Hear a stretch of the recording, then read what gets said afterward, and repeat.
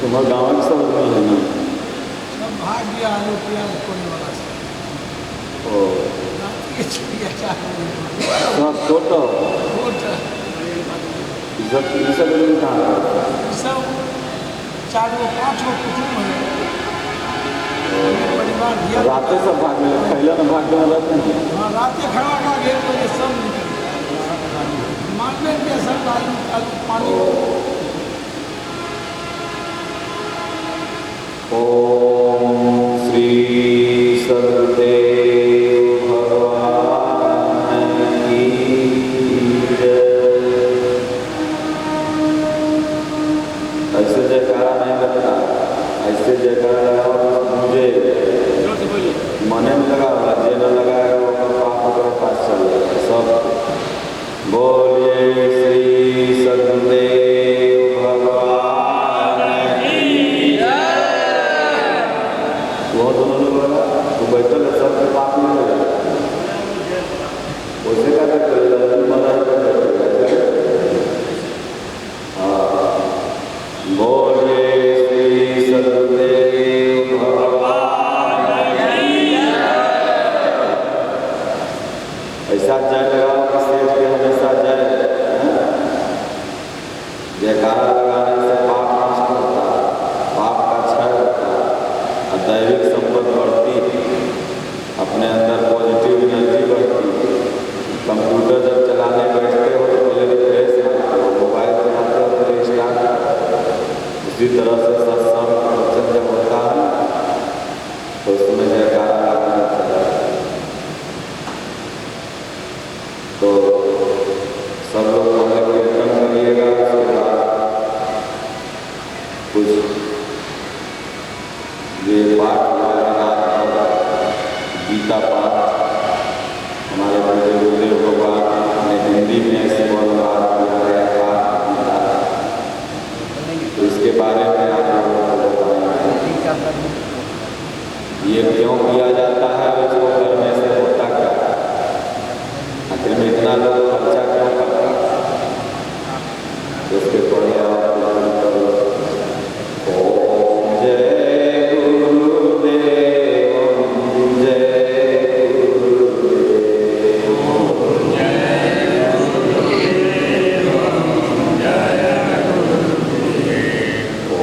जय गुरुदेव जय गुरुदेव ओम जय गुरुदेव जय गुरुदेव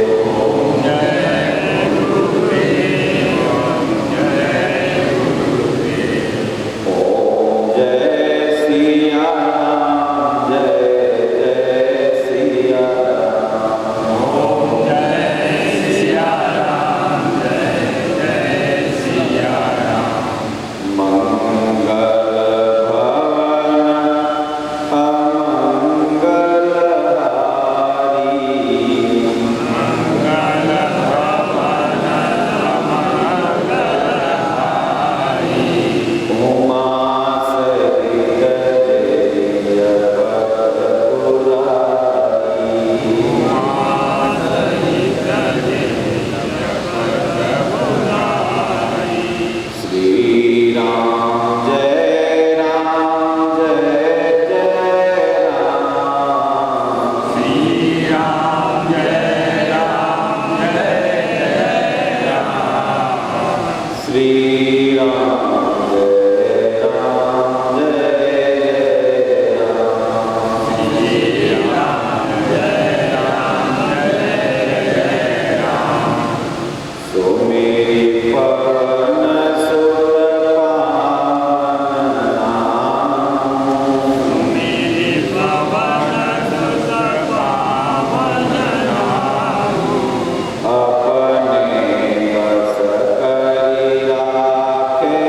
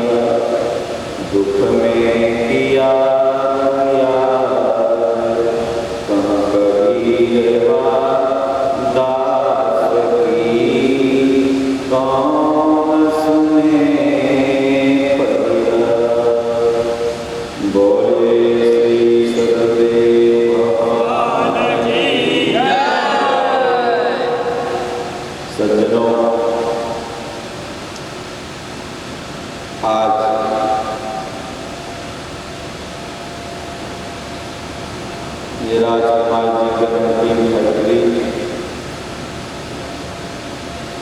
का उद्घाटन समारोह और उस अवसर पर इनके यहाँ प्रत्येक वर्ष में एक दो बार परम पूज्य गुरुदेव भगवान की जो ये काल गई कृति है, जिसको परमात्मा श्री कृष्ण भगवान ने संस्कृत भाषा में लगभग आज के 5200 वर्ष पहले अपने प्रिय शिष्य अर्जुन को, जो कर्तव्य के मार्ग से भटक गया था, क्या करूं क्या न करूं, इस दोनों के बीच में बाडन बना करके खड़ा हो गया था, किम कर्तव्य विमूढ़ हो गया था। उसको उस समय की भाषा संस्कृत में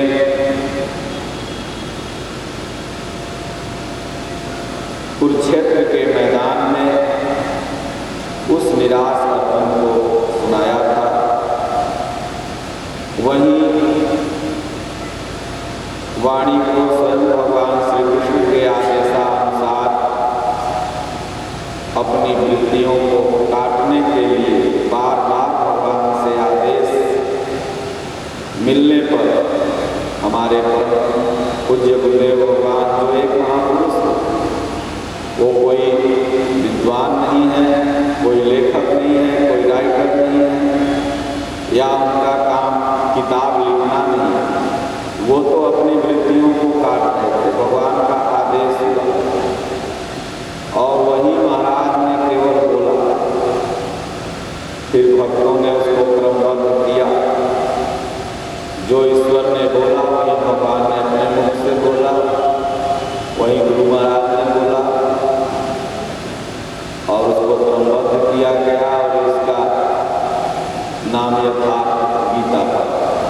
यथार्थ का मतलब होता है एक्चुअल, रियल,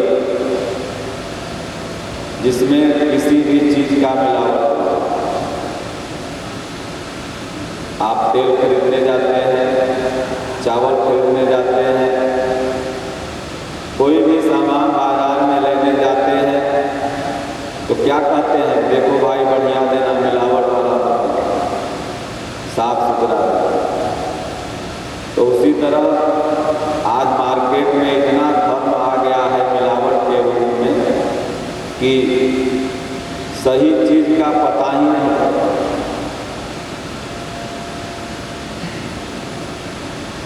तो जब आप श्रीमद् भागवत गीता की हिंदी व्याख्या यथार्थ गीता पढ़ेंगे तो जो धार्मिक भ्रांति है इसका धीरे धीरे निवारण होगा। एक बार में नहीं होता है।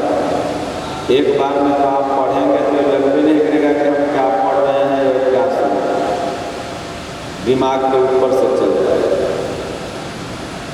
क्योंकि एक साधक के साधना की स्थिति का चित्रण यथार्थ है। कभी हुआ होगा कुरुक्षेत्र के मैदान में ही भगवान श्री कृष्ण ने अवश्य गीता कही हो, लेकिन जो गीता का मूल आशय है भगवान ने किसी साधक को इंगित करके कहा, मन को कैसे वश में करें, इंद्रियां कैसे संयमित हों। यही गीता का मूल उद्देश्य। अर्जुन निराश हताश होकर के सारी बातें भगवान की सुन रहा था। लास्ट में कहा, भगवान आप बार बार कहते हो मन को वश में करो, मन को वश में करो। मन को मैं कैसे वश में करूँ? अभी मैं यहाँ बैठा हूँ, बनारस घूम रहा है, दिल्ली घूम रहा है, मुंबई घूम रहा है, हवा से भी तेज चलता है, ये बस में होगा कैसे? ये रुकेगा कैसे? ध्यानस्थ होगा कैसे? तो भगवान ने कहा, अर्जुन ठीक तुमने प्रश्न किया, असंशय महाबाहो दुर्गे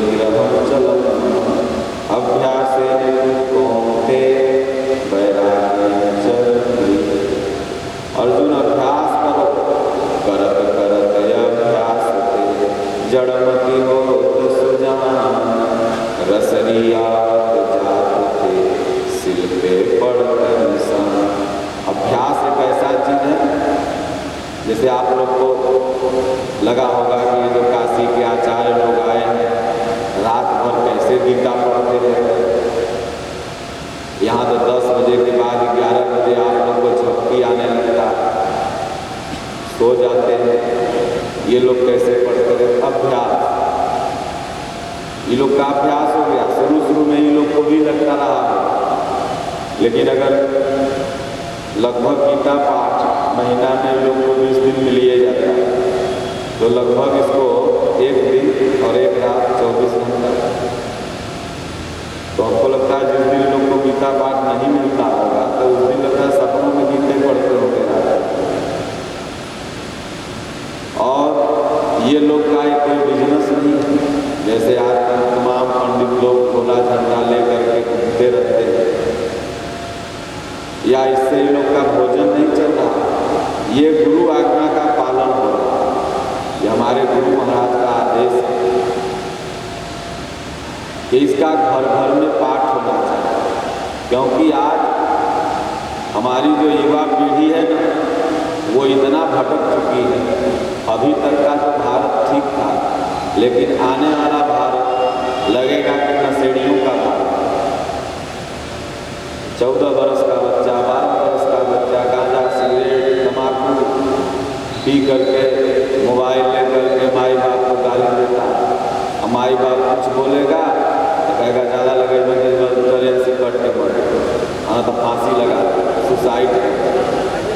अब माइयों बाप बेचारा क्या करे? तो इसलिए जब जब इस धरती पर अधर्म छाता है, अधर्म का राज्य होता है, तब तक भगवान कोई न कोई रूप में आते हैं और फिर से मानव को एक नया निर्देश देते हैं, उस पर उसको चलाते हैं। गीता पाठ अगर घर घर होगा तो अपने सनातन संस्कृति से आज का युवा परिचित होगा, और जब परिचित होगा तो जो बाप दादा करते आ रहे थे उसी में शांति है।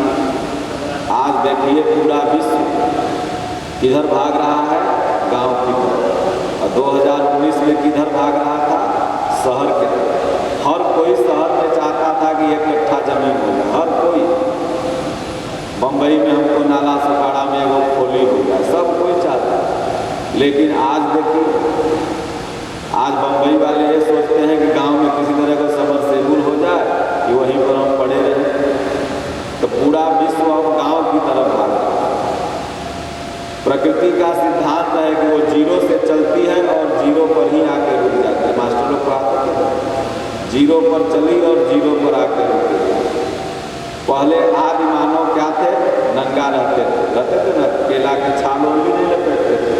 धीरे धीरे जब कुछ सभ्यता विकसित हुई तो केला का पत्ता, पेड़ का छाल ये सब बना। फिर धीरे धीरे हुआ तो धोती कुर्ता भारत में बना। फिर धीरे धीरे हुआ तो जींस बना। अब आज देखो बम्बई दिल्ली में चल जाओ तो लगता है कि कपड़ा की कमी है, सब इतना पहन के घूमते रहता है। और यहाँ के लड़कन के देखो पटना में तो 8 बार यहाँ फटल, यहाँ फटल, यहाँ फटल, यहाँ फटल, यहाँ फटल, चितरे पे फटल। एक लड़का से हम पूछे कहे कहाँ से लाया? कौन भिखारी उखारी के ले आया है? तो बोला कि नहीं महाराज ये फैशन है। यानी कि अब नंगा घूमना फैशन हो गया। क्यों? जहाँ से चले थे वहीं पर पहुँच रहे। उस समय अंतर इतना है कि असभ्य थे तब नंगा रह रहे थे, और आज पढ़ लिख के नंगा घूम रहे हो, अंतर इतने। और फिर यहीं से सृष्टि का विलय होगा, फिर से छाल पहनोगे, कपड़ा पहनोगे, जंगल में रहना सीखोगे, इसी तरह चलती है। इसे भगवान ने कहा गीता में। एक भक्त ने हमसे प्रश्न किया कि महाराज जी, कर्नल थे वो, कर्नल से रिटायर थे, कि गीता जब भगवान ने 5-6 हज़ार वर्ष पहले कहा तो आज की जातियां क्या उस समय थी? उस समय क्या ब्राह्मण थे? उस समय क्या शूद्र थे? उस समय क्या क्षत्रिय थे? द्वापर में तो ब्राह्मण क्षत्रिय वैश्य शूद्र जातियां भी थे। राम के भी समय में ब्राह्मण क्षत्रिय थे। ये तो सदैव से हैं। राम त्रेता युग में हुए थे 1 लाख वर्ष पूर्व। और जब वाल्मीकि के पास जाते हैं तो क्या कहते हैं कि मुनिते ही राम दंडवत कीन्हा आशीर्वाद विप्रवर दीन्हा। इसका मतलब उसमें विप्र जाति थी तब तो जाकर के विप्र को किए। लेकिन विप्र कौन? पंडित तिवारी दुबे नहीं, ये साधना का स्तर। अब वाल्मीकि क्या थे? कोल भीम थे, शूद्र थे, लेकिन वो बन गए कैसे? भजन करके विप्र बन गए। इसलिए यह जाति पाति पूछे नहीं कोई, हरि को भजै सो हरि का होई। स्वयं परमात्मा क्या है? ब्राह्मण है। और जो परमात्मा को भजने लगा वो ब्राह्मण हो गया, ब्रह्म को जान गया। भागवत में आता है कि जन्मना जायते शूद्र कर्मणा द्विज उच्यते। भगवान ने गीता में भी कहा अर्जुन ब्रह्मामय है। तो इसलिए ये जाति नहीं है, ये साधना का स्तर। ये सदैव रहा, भोलेनाथ के समय में भी रहा। करोड़ों वर्ष पूर्व पहले भोलेनाथ हुए, उनके समय में भी ये स्तर रहा। ये जातियां नहीं थी, ये साधना का स्तर था। शूद्र, शूद्र मतलब क्या होता है? चमार, दुसार, ढेकार, डोम, ये सब नहीं। शूद्र माने होता है जिसका साधना अभी कमजोर है, जो भक्ति में आज से नाम लिखाया LKG UKG, वो शूद्र है। धीरे धीरे वो भक्ति भजन करने लगा। इसी तरह से अपने घर में गीता पाठ कराने लगा, साधु महात्माओं को बुलाने लगा, भोजन कराने लगा। कितना मैंने आज पाप किया, कितना पुण्य किया, उसका क्रय विक्रय करने लगा, हिसाब किताब लगाने लगा। तो हो गया बस। अब ये सेठ भी महत्व है, लेकिन है बनिया, क्योंकि व्यापार वाला काम है, तो हो गया बस। फिर वही धीरे धीरे भक्ति भजन करने लगा, तो तीनों गुण से उसको लड़ने की क्षमता आ गई। रजोगुण, तमोगुण, सतोगुण। भगवान ने गीता में कहा अर्जुन त्रय गुण्या विषया वेदा भवार्जुन। अर्जुन तीनों गुण से ऊपर उठ और मेरा भजन कर। तो ये तीनों गुणों से लड़ने की क्षमता आ गई, वही हो गया क्षत्रिय। ही नहीं कि गर्दन काटे, 2 कट्ठा बेच के दारू पिए और कहें बाबू साहब है क्षत्रिय। कौन सी क्षत्रिय? क्षत्रिय मतलब विकारों का जो हनन करे, विकारों को जो नष्ट करे।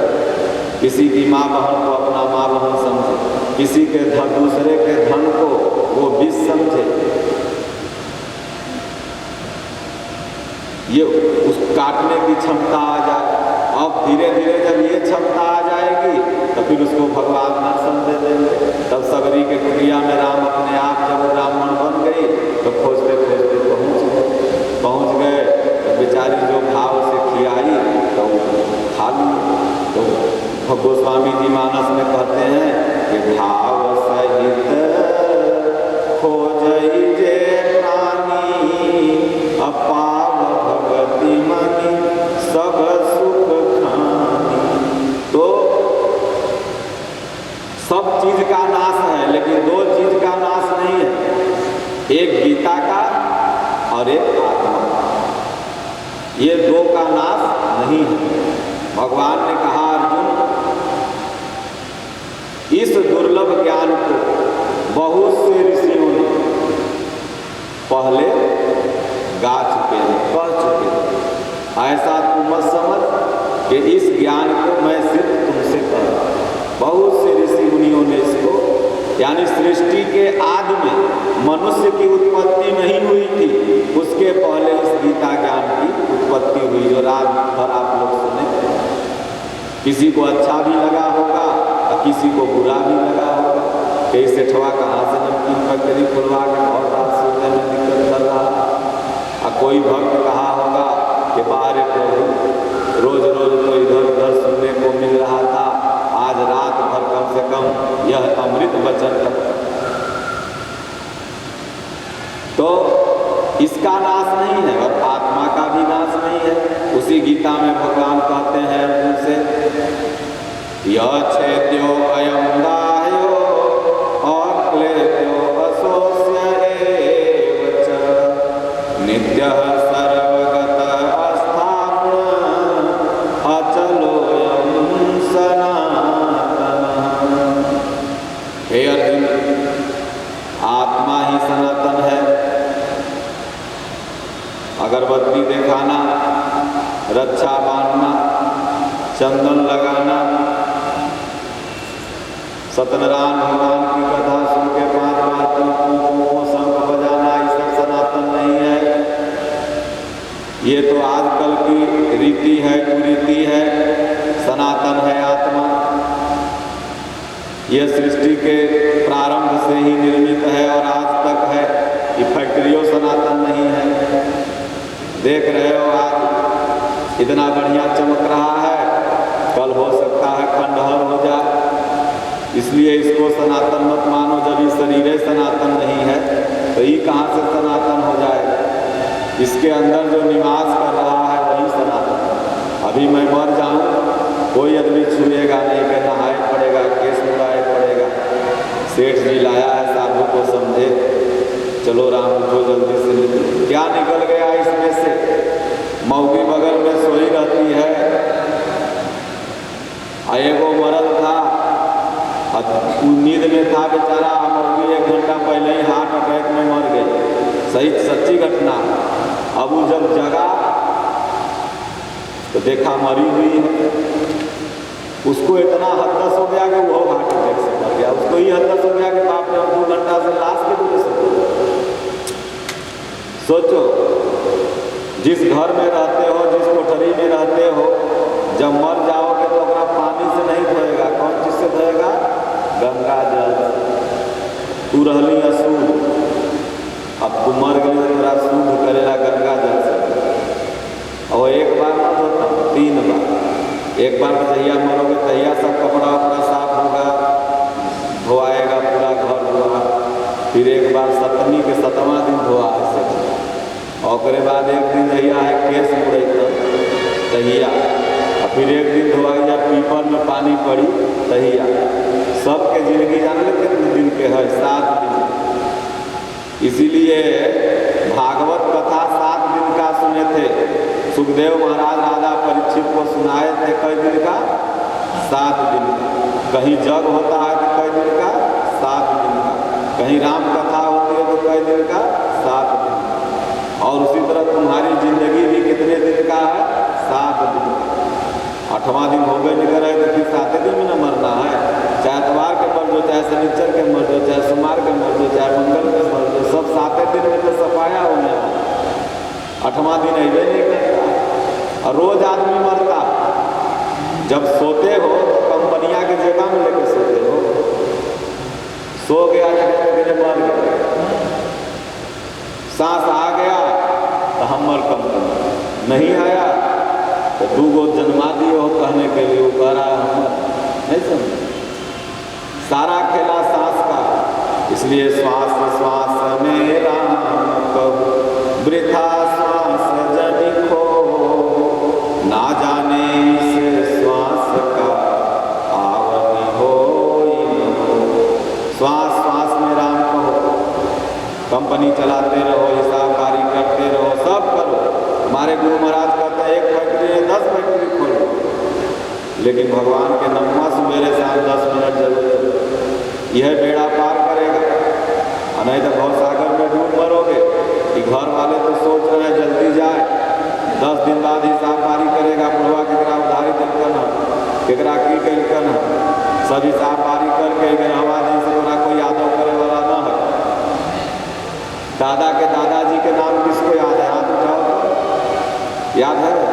दादा के नाम किसको याद है? नहीं थे क्या तुम्हारे? कहे होंगे तभी तो तुम आए। ये संसार क्या है? अमरलता का पेड़ है। अमरलता का पेड़ देखे हो? बैल के गाछ पर, आम के गाछ पर होता हरियर हरियर, जड़ पता ही नहीं चलेगा। आप फुनगा देखोगे तो हरियर है। उसी तरह आज का इंसान है अमरलता।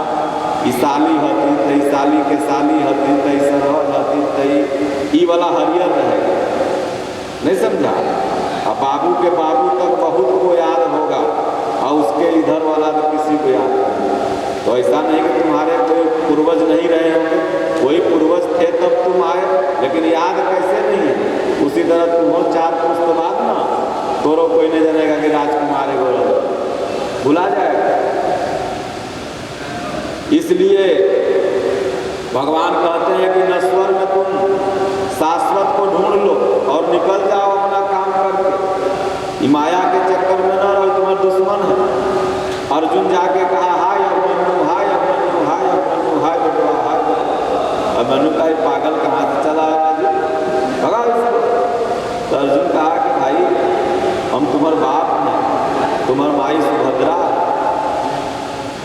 अभिमन्यु कहा कि रे पागल 8 जन्म से तो हम तोर बाप, एक जन्म तो हमार बाप बन गई तो हाय हाय बाबू न कर, हाय बाबू न कर। वह कृष्ण कन्हैया के शरण में उनका चरनिया धैले रहे। 18 अध्याय गीता सुन ली तब ज्ञान में मिलन तोरा। डांटा जब कड़क करके तब उसके बाद पहले तो झूठों कहा था कि नष्टो मोह स्मृति लब्धा तब प्रसादात मया चुका, गीता में झूठों का कहा। वो दिन मोह नष्ट हुआ जब बेटवा के लात खाया। विभीषण कहे हे प्रभु मैं आपका भक्त हूँ, शरण में ले लीजिए। लेकिन भक्ति ऐसे होता है, भक्ति ऐसे नहीं होता। कैसे होता है कि जब 1 लाख रावण मारा खचक करके जब अपना पीठी पर, तब एक रघुनायक, तब ताके रघुनायक सब, तब भगवान के शरण याद आए। ओकरे पहले तो रावण के नीति सिखा रहा, धर्म सिखा रहा, ऐसे करो ऐसे चलो। कहा साला खाता है मेरा गाता है शत्रु का, रौत राम नीति सिखवाते।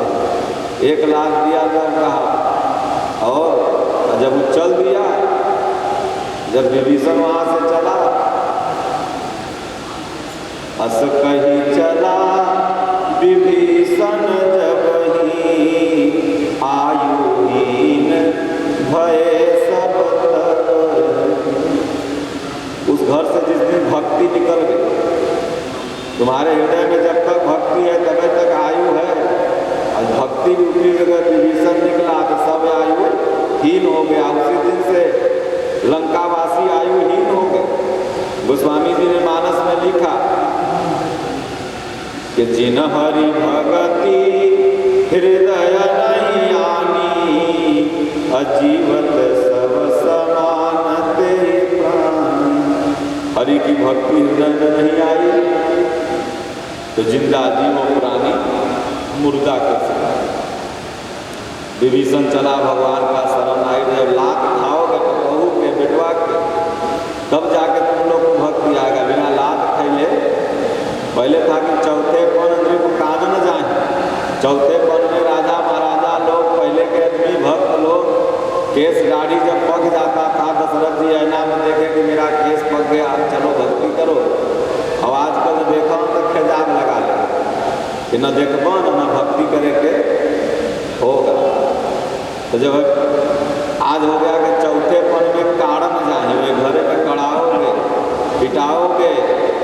पहले कानन जाही था, पहले जंगल जाओ भजन करो। अब आज चौथे पन में कारण जाए, सब के दशा हो। चाय मांगोगे नहीं मिलेगी। अभी घर के मालिक को कमा के ला रहे हो ना, तो पहुँचते पहुँचते मिल जाएगा। यानी देह हाथ गिरे दो, फिर बाद चाय मांगना।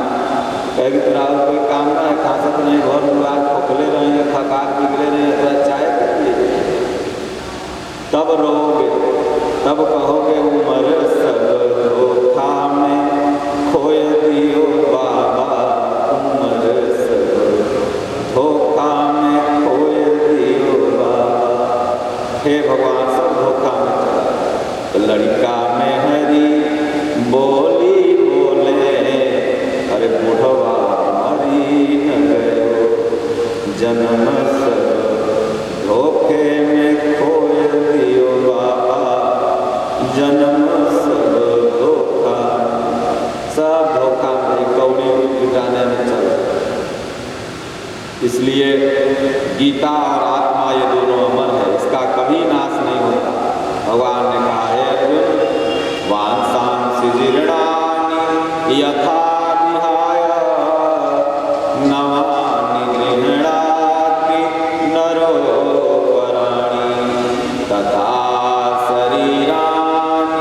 विहाय जीर्णा नान्यानि संयाति नमामि देहि। जैसे पुराने वस्त्र को त्याग करके आप सब लोग नया वस्त्र पहनते हैं कोई फंक्शन में, शादी ब्याह में, पूजा पाठ में, उसी तरह से जब हमारा संस्कार जीर्ण हो जाता है, शरीर नहीं संस्कार, अगर शरीर जीर्ण होने पर कोई मरता तो शिशु नहीं मरता, बच्चा भी मर जाता है 5 वर्ष। तो संस्कार जब जीर्ण हो गया तो ये आत्मा तुरंत इस शरीर को छोड़ देता है। अब सोचो कि लोग कहीं ब्रेन हेमरेज से मरता है, फलना से मरता है, तो बच्चा क्यों मर जाता है? उसका तो ब्रेन बिल्कुल कंप्लीट रहता है। 10 साल का 15 साल का लड़का क्यों मर जाता है? उसका भी ब्रेन कंप्लीट रहता है। तो यहाँ सारा पूंजी संस्कार पर हम लोग जो 3 मिनट लगातार अगर चिंतन किसी भी चीज का कर दिए वो संस्कार बन जाता है। अब मान लो किसी से लड़ाई हो गई, अब हर दिन तुम सोचते रहे उसको मारेंगे, इसको मारेंगे, इसको मारेंगे, ये तुम्हारा चिंतन एक संस्कार बन गया। अब उस संस्कार को काटने के लिए फिर तुमको एक जन्म लेना। इसलिए कहा गया चिंतन भगवान का करो कि नए संस्कार बन ही नहीं पाएंगे और पुराने कटते चले जाएंगे। इसी का नाम मुक्ति है, इसी का नाम मोक्ष है। ऐसा नहीं कि बैकुंठ में कहीं सोफा पलंग लगा हुआ है, राम नाम जपोगे तो वहाँ जाके आराम से सुतोगे, कुछ नहीं। वासनाओं का अंत होना ही बसंत है और इसी का नाम मुक्ति है। इसलिए कबीर साहब ने कहा इच्छा काया इच्छा माया, इच्छा जग उपजाया, कह कबीर जे इच्छा विवर्जित ताका पार न पाया। जो इच्छा का परित्याग कर दिया वही मोक्ष हो। अब मान लो जब सब लोग मरता है तो कार्ड में क्या लिखाता है? भगवान हमें बाबू की शांति दी। जब बाबू जिंदगी भर यहाँ नमकीन बेचना तो वहाँ जाकर कौन शांत हो जाए? बोलो, यहाँ जिंदगी भर सोना बेचना, पंडित जी दक्षिणा गोलेना, तो वहाँ शांत कैसे हो जाए? तो अशांत नहीं। यहाँ जब शांति से जैबा था ना वहाँ शांति मिलता। बोलो, यहाँ तक हाय हाय हाय हाय हाय हाय करते करते चला। और कार्ड में लिखेगा, सबको लिखा ना, तोरो बाबू मंदिर लिखा ना कि हे भगवान हमारे बाबू के शांति। और बेचारे शांति का तो बंटवारे के हाय हाय हाय, किन्ने ओकरा दे दियो, किन्ने ओकरा दे दियो, किन्ने ओकरा दे दियो। स्वागत। तो इसलिए ये आत्मा और क्या गीता, ये दोनों सत्य है, इसका कभी नाश नहीं।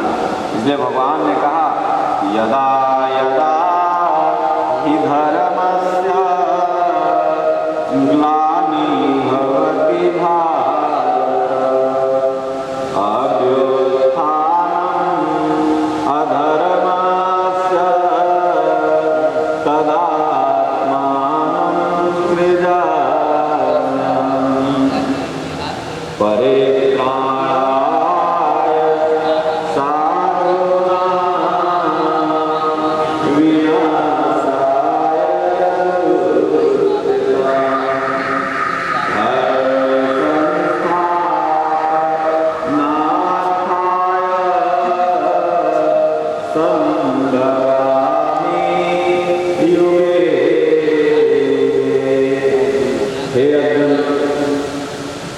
जब जब भी अधर्म का आधिपत्य हो जाता है, कहाँ? संसार में नहीं। अरे संसार में तो नेगेटिव है, पॉजिटिव है, प्लस है माइनस है, तो नहीं बदल। दुनिया दो से मिली हुई है तो इसको दुनिया कहते हैं। तो अधर्म कहाँ खा जाता है? धरती शरीर को। जब मन भजन में नहीं लगने लगता है, शांत हो जाता है, तब भगवान कहते हैं तब तब प्रभु धरि विविध शरीरा अहरम कृपा निधि सज्जन। देखिए जो गीता कहती है वही मानस करता है। हमारे पूज्य गुरुदेव भगवान गीता तो लिखे लेकिन मानस पर बल देते हैं, साधकों को मानस पढ़ना चाहिए, क्योंकि मानस हिंदी में है और यथार्थ गीता हिंदी में है, दोनों ज़्यादा समझ में आए। और अन्य संस्कृत वाली गीता आप पढ़ेंगे, वाल्मीकि वाली रामायण पढ़ेंगे, लेकिन समझ में जो आ जाए उसको ज़्यादा। तो जब इस धरती में ग्लानि होती है, धरती में ग्लानि हुई थी ना, तो वो कहाँ गई? सुर नर मुनि गंधर्वा मिलके सरवा गए बिरंची के धाम। गोतनधारी भूमि विचारी, गो मतलब गाय का शरीर धारण करके पृथ्वी चली गई। जब पृथ्वी गाय का शरीर धारण करके चली तो आदमियाँ कहाँ रहे? विचार करो। यह शरीर धड़ धरती का एक ही लेखा, जस बाहर तस भीतर देखा। यह शरीर ही धरती है, और जब इसमें ग्लानि होती है तब यह भगवान को खोजने के लिए निकलती है। तो सबसे पहले कहाँ जाती है? सेठ जी के पास आओगे, जब ग्लानि होगी तो आओगे, कहोगे भाई आप बाबा के यहाँ जाते हैं, यानी क्योंकि ये सूर्य है, अभी देवता है, ये दैविक संपत्ति को अर्जित कर रहा है, तो आप इसके पास आओगे। तो वो गई, लेकिन ये भी समाधान नहीं कर पाएगा। ये भी कहेगा भाई हम तो बाबा भी जाते हैं, वहाँ जाते हैं, वहाँ चलो, वहाँ तुमको बता देंगे। तो ब्रह्मा के पास गए। ब्रह्मा जी ने कहा भैया ब्रह्मा सब जाना मन अनुमाना, मोर कछु न बसाई। भैया हमारा कुछ बस नहीं है, जो गुरु महाराज बोलते हैं वह हम लोग बोलते हैं, हम लोग कुछ हैं वह नहीं। गुरु महाराज भी चलो तो कल्याण होगा। हमको तो जो आदेश देके बैठा दिए हैं, बख्तियारपुर में बैठल हैं, उनके दया से नमक रोटी आ जाए, जो आ जाए खाते हैं, लेकिन उद्धार नहीं कर सकते। इसलिए मोर कछु न बसाई। ब्रह्मा जी कहते मेरा भी कुछ बस नहीं है, आए क्यों हो ये तो मैं जान गया, लेकिन तुम्हारा उद्धार मैं नहीं कर सकता। तब क्या हुआ? सब लोग बेचारे हड़बड़ा गए कि भगवान कहाँ है। कोई कहे पूर्व वैकुंठ जा, कोई पैनी दिवस प्रभु सोई, कोई कहे चलो मथुरा वन में रहते हैं, कोई कहे चलो वृंदावन में रहते हैं, कोई कहे चलो काशी में, कोई कहे चलो रजरप्पा में मुझे खाएंगे मांस मछली, 2 दिन पड़ल रहेंगे। जाए रजरप्पा में दारू पिए मांस खाए, कहे भक्ति करेंगे, भक्ति करेगा। बिहार में बंद है तो वहाँ जाकर पी रहा, कहेगा भक्ति करेंगे। बाबा धाम जाओ, अगले बाबा धाम पे ज़्यादा भक्त बढ़ गए, कहला तो वहाँ दारू मुर्गा, कहेगा कि बाबा धाम गए। जहाँ पिकनिक मनावे बाबा धाम गए, बाबा धाम तो दिलवा में माई बाबे कहो घोड़े नहीं दाबोगे, 105 किलोमीटर बोल बम बोल बम बोल बम बोल। अब माई बाप जो जन्माया उसको कहोगे कि तू न पढ़ना। जे बेचारी दूध देता था तो तुमको औरत सब अपन साड़ी ऐसे कर देती है और ऊपर बच्चा को सुता देगी और नीचे गीला रहेगा, फिर मूत देगा तो अपने उस पर सो जाएगी, उधर उसको सुता देगी। जो जन्माया उसको तो कभी गोड़ हाथ नहीं दबाया, तो जाए बोल बोल कर। भगवान दिल में है, कहे मोको कान हे बंदे मैं तो तेरे पास रे, नाम काशी नाम काबा नाम मथुरा कैलाश रे, मोको कान हे बंदे मैं तो तेरे पास रे। कहाँ ढूंढ रहा? तो कबीर साहब कोई अलग चीज बोल रहे हैं, गीता ही तो बोल रहे हैं। 18 अध्याय में भगवान ने कहा ईश्वर सर्वभूतानां हृदय जैसे अर्जुन तिष्ठति, भ्राम्यान्य सर्वभूतानि यंत्र रूढ़ानि माया। और यही गोस्वामी जी ने भी कहा कि अस प्रभु हृदय अछतय विकारी, सकल जीव जग दीन दुखारी। सब कोई एक बात कहता है, लड़ाता कौन है? तो तथाकथित धर्म गुरु, जिनका दाल रोटी चल रहा है, तथाकथित पंडित लोग लड़ाते हैं कि अमर जजमानी चटकल में है, बैठल बैठल अपना काम होता रहे। लड़ाओ मत, गीता पढ़ो, गीता सुनाओ, गीता दो, तुमको 50 रुपया दक्षिणा जजमान ज़्यादा देगा। सत्यनारायण व्रत की कथा है तो श्रीमद् भागवत गीता, न कि 5 अध्याय 170 श्लोक है सत्यनारायण व्रत के कथा में, और उसमें 5 अध्याय में खाली कोनो में लकड़हारी लकड़हारा की कथा, तो कोनो में लीलावती कलावती की कथा, तो किसी में कल्पामुख राजा की कथा, तो उसमें सत्यनारायण की कथा कहाँ हमको समझ में नहीं आता। उसमें तो खाली 5 गो कहानी है और 5 बार संत पूछ लिया और सत्यनारायण भगवान की जय करके अपना उठा और पंडित अपना गुलियाए चल गए। वो सत्यनारायण भगवान की कथा नहीं है। ये सेठ जी जो गीता पाठ करा ये सत्यनारायण भगवान की कथा है। क्योंकि सत्य सबसे पहले गीता का सिद्धांत क्या है? यह सत्य बताती है। गीता का सिद्धांत है सत्य। ज्ञान क्या है? एक क्वेश्चन है, तो भगवान ने इसका जवाब दिया कि आध्यात्म ज्ञान नित्यत्वम तत्व ज्ञानार्थ दर्शनम एतत् ज्ञानम इति प्रोक्तम अज्ञानम यदतोन्यथा। अर्जुन, आत्मा के आधिपत्य में जो चलता है वही ज्ञानी है। बाकी ये जो कोई श्लोक रामायण चौपाई दोहा ये कुल याद कर लेना ज्ञान नहीं है। ये तो पोथी पढ़ कर जग हुआ पंडित भयानक हो, अढ़ाई आकर प्रेम का पढ़े सो पंडित। तो ये गीता का पहला सिद्धांत है, सत्य बताती है। गीता में भगवान ने बिल्कुल सत्य कहा कि ईश्वर हृदय में रहता है।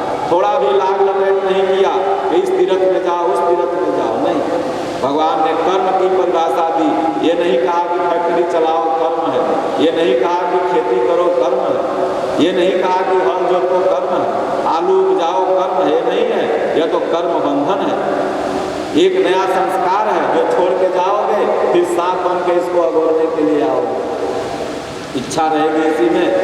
एगो बुढ़वा था बेचारा, भगवान आए बोले कहें चलो मेरे साथ।